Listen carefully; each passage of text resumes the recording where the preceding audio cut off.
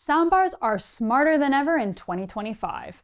The modern flagship soundbar is expected to integrate seamlessly into your home technology setup, play back every audio format, analyze the unique acoustics of your room, and streamline audio to your picture frames.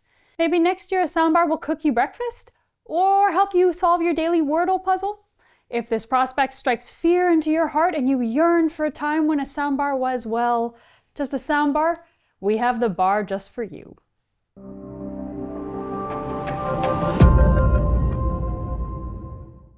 Hi, I'm Vanessa from Rtings.com, and today we'll be reviewing the Sony BRAVIA Theater Bar 6. It's no flagship model, but this 3.12 bar fills an equally valuable place in the market, with a no-nonsense, no-frills approach to soundtracking your favorite movies, shows, and living room hangs. If you're looking for something that's plug and play, offering an emphatic upgrade on your TV speakers, and potentially joining forces with them, this could be just what the doctor ordered. Compared to most soundbars, it's somewhat of a mini bar. Not the hotel kind that pushes you into overdraft over a bag of peanuts, but the kind that takes up minimal space on your TV stand. If you're a BRAVIA TV owner, it even features detachable feet that allow it to sit directly on the top of the legs of compatible BRAVIA TV stands. At 37.5 inches wide and 2.4 inches high, this soundbar will mind its own business even if you own a TV from a rival brand. If you've ever had the privilege of trying out any of the other bars in the Theater Bar lineup, you may be hoping that the smaller sibling shares the same weighty premium construction. Sadly, some things had to be sacrificed in order to bring the bar down to its price point, and build quality is certainly one of them. The overall construction is lighter, maybe even a bit flimsy. The bar is constructed from a lightweight plastic that doesn't inspire much confidence, and the sub is made out of thin particle board. We'll cut to the chase here. If you're looking to integrate multiple consoles, an Apple TV, or multiple displays, this isn't the bar for you. It features a single HDMI eARC port, as well as an optical port for your no-frills, no-nonsense 15-year-old TV. HDMI in? Never heard of her. If you want to connect your console to your display and soundbar, you'll have to do it the old-fashioned and higher latency way. But there's a USB port. That's something, you might think. Sadly, the USB port is used only for installing firmware updates, which must be painstakingly downloaded and uploaded via thumb drive. At least this way, there's no chance of your soundbar getting bricked by an auto update installed over Wi-Fi. Speaking of Wi-Fi, there is none. As far as wireless connectivity goes, Bluetooth is the only technology that's supported. No Chromecast, Spotify Connect, or Apple AirPlay either. Once again, this might be an instant deal breaker for some. But if you're the type of person that buries gold underground or still swears by the iPod Shuffle, it'll sound like salvation. The less is more approach doesn't apply to format support though. This bar can play back audio from a wide variety of formats, including Dolby Digital and DTS, all the way to object-based formats like Dolby Atmos and DTS-X.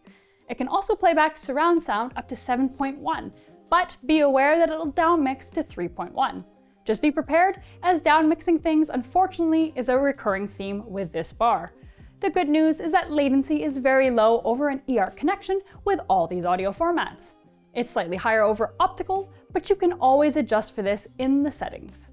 Sound quality is the bread and butter of any soundbar.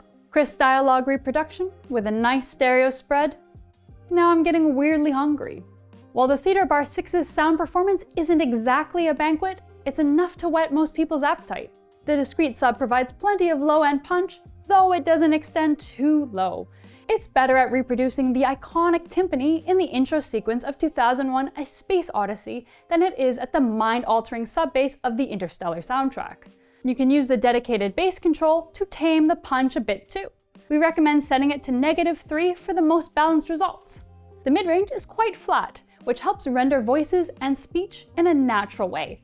And the balanced treble range doesn't inject any unwanted sibilance into the mix. If anything, there's a slight lack of high-end sheen that can dull trebly sounds like pizzicato strings. When it comes to stereo soundstage, it's easy to feel a little underwhelmed by this bar. The soundstage doesn't extend much further than the edges of the bar, which is unfortunate considering that the bar is likely not as wide as your TV. It's a similar story with its dynamics performance. While the bar can get reasonably loud, it's hampered by some considerable bass range compression as you crank the volume. You can squeeze even more volume out of the bar using the advanced auto volume mode. Just be aware that you'll be robbing your audio content of its natural dynamics. Fortunately, the discrete center channel performance is a saving grace. It's great at reproducing dialogue and speech in a natural way, so you can binge watch Love Island without losing sight of the narrative. So far, when it comes to sound-related performance, the Theater Bar 6 has been a bit of a mixed bag.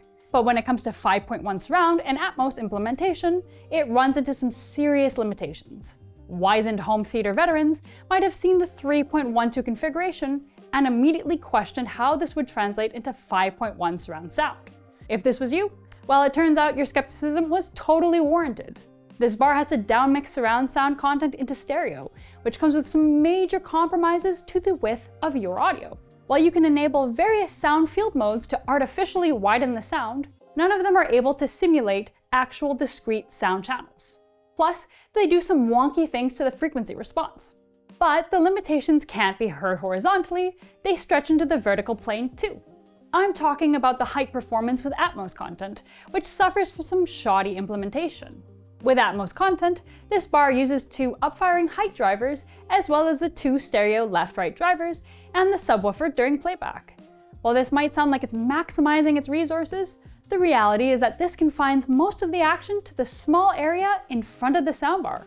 This also means that it scores better than it should in our Atmos test, as our mics also pick up output from the stereo left-right channels. Don't let this fool you though.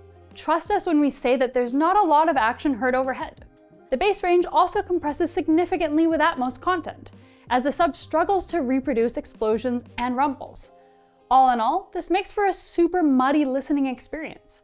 Cycling through sound field modes pushes sounds even further to the side while boosting the bass and treble, making for an even more convoluted listening experience. This little BRAVIA bar has a few tricks up its sleeve when it comes to improving its sound. Unfortunately, there's not much in the way of an EQ. You can use a solitary bass control to adjust the amount of low end, but Sony doesn't spoil you with a graphic EQ or presets.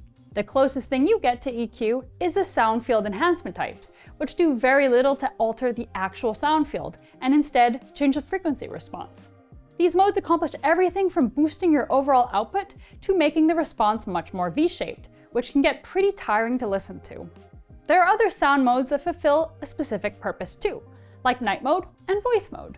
Finally, there's a room correction feature that you can use to tune the bar to the acoustics of your room. There's no hand-holding when it comes to calibration though, as you'll have to get your tape measure out and input measurements manually.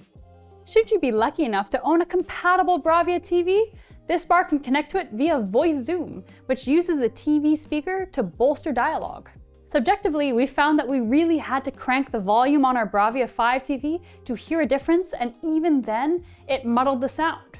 Your mileage may vary with different TVs though. You can even use your BRAVIA TV remote as a single unified remote control, or use the BRAVIA Connect app to connect to both devices. But how does this no-frills bar stack up compared to the rest of the market? Well, comparing it to larger, more feature-packed bars is like comparing apples and oranges. If you want all the bells and whistles and have the money to spend, there's nothing to stop you from picking up the Samsung Q990F or the BRAVIA Theater Quad. This bar faces competition from other stripped-down 3.12 setups though, like the evergreen Samsung HW S800B. Hailing from the distant land of 2022, this bar is much longer than the Sony, but it sheds some surface area through pure thinness, with a depth of 1.6 inches. It's also better built, with a more balanced default frequency response, a wider stereo soundstage, a better dynamics performance, and a wider variety of sound enhancement options.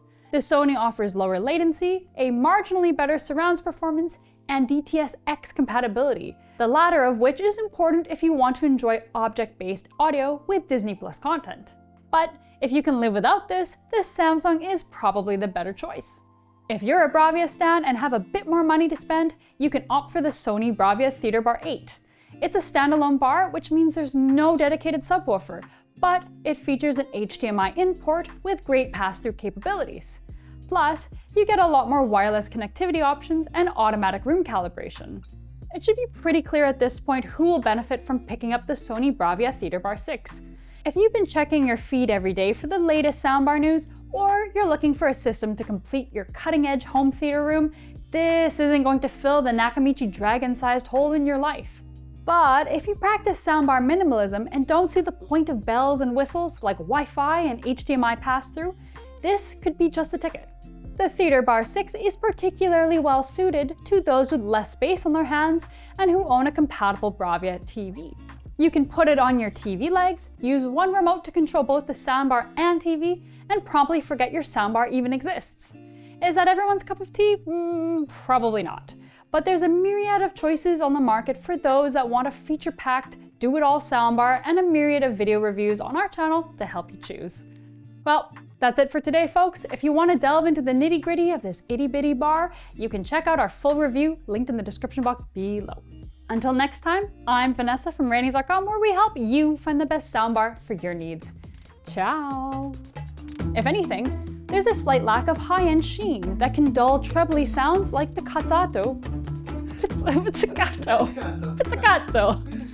Oh my god. I'm not a musician, you can tell. Pizzicato. Okay. Oh, okay.